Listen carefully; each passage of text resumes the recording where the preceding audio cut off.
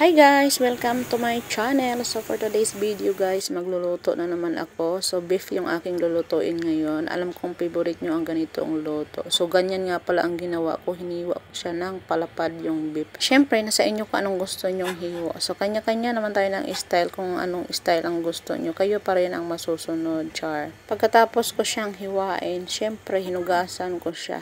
So, hinugasan ko siya ng ilang beses kasi nga yung ginamit ko na beef ay frozen. Mas maganda yung gamitin na beef yung bagong bili talaga galing sa market.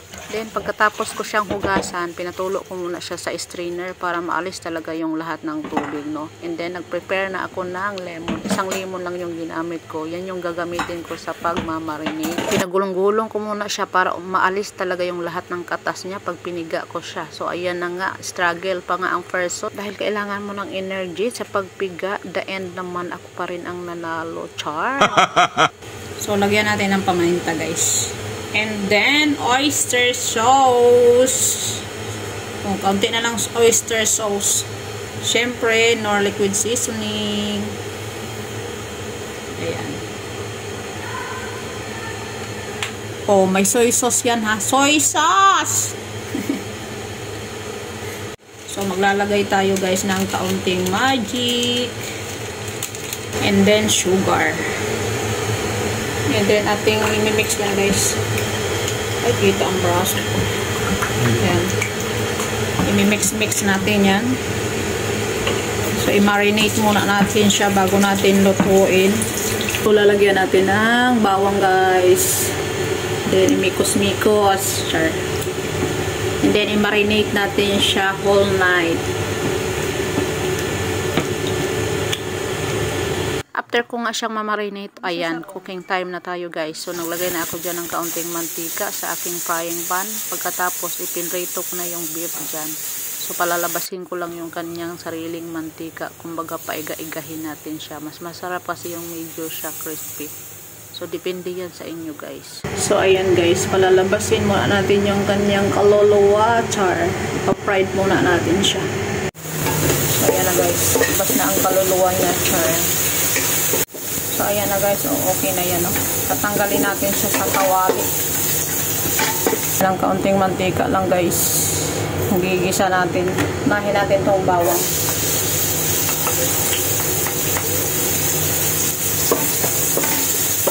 Click ko ngayon unahin ang bawang. And then, okay na yan. Isulot natin ang sibuyas.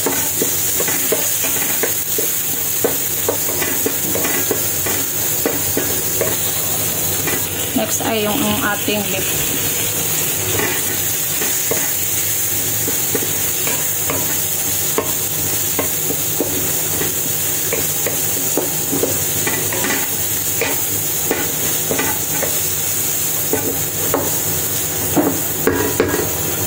And then, ilalagay natin yung ating pinagbabaran guys. Kasi palalambutin pa natin yung beef, lalagay pa tayo dyan ng kaunting water para lumambot yung beef. So, mag-a-add ako ng water guys kasi palalambutin ko pa yung beef. Yan. So, tatakpan muna natin siya guys.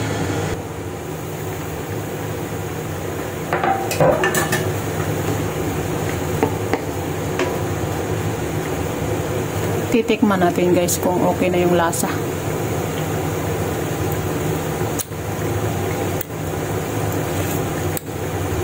Okay na guys. No need na mag-add ng mga pampalasa.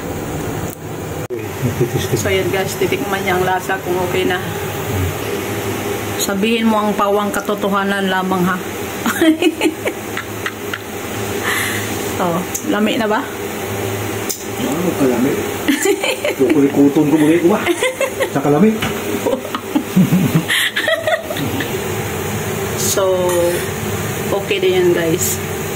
Palalambutin lang natin ng kaunti ang beef. Pero yung lasa okay na. So, hindi nga pala ako dito naglalagay ng pampalapot. Gusto ko yung natural lang. So, nakatipindi yan sa inyo kung gusto nyo maglagay ng pampalapot. So maglalagay na ako ng onion guys sa ibabaw. Yan. Enough na yan guys.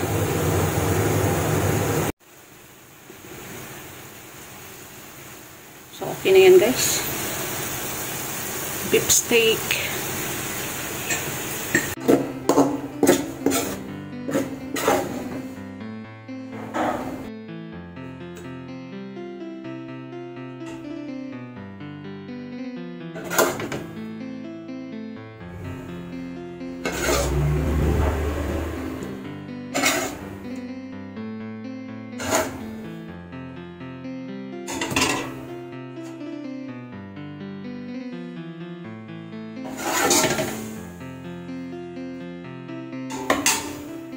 Ayan guys, lalagyan natin yan siya ng toppings. Oh.